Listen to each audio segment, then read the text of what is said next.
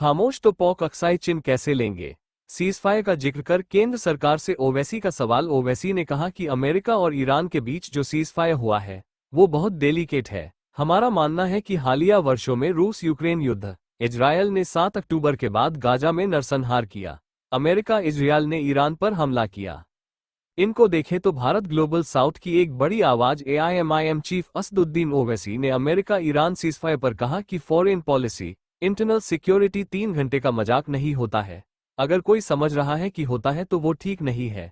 इस सीजफायर में जो भूमिका हमारे पड़ोसी मुल्क ने अदा की, जो कि एक फेल्ड स्टेट है, ये भूमिका हमें अदा करनी चाहिए थी। उन्होंने कहा कि सीजफायर हुआ है, अच्छी बात है, मासूम लोगों की मौतें कम होंगी। अभी भी वक्त है कि हम बीजेपी सरकार से चाहेंगे कि लेबनान में जंगबंदी कराएं। खुलकर बोलिए कि लेबनान में इजरायल जो कर रहा है वो गलत है। इजरायल ने लेबनान में 20% क्षेत्र पर कब्जा कर लिया है। अगर हम ऐसे ही चुप बैठेंगे तो अक्साई चीन और पीओके कैसे वापस लेंगे। ओवैसी ने कहा कि अमेरिका और ईरान के बीच जो सीजफायर हुआ है वो बहुत डेलिकेट है। हमारा मानना है कि हालिया वर्षों में रूस यूक्रेन युद्ध, इजरायल ने 7 अक्टूबर के बाद गाजा में नरसंहार किया, अमेरिका इजरायल ने ईरान पर हमला किया।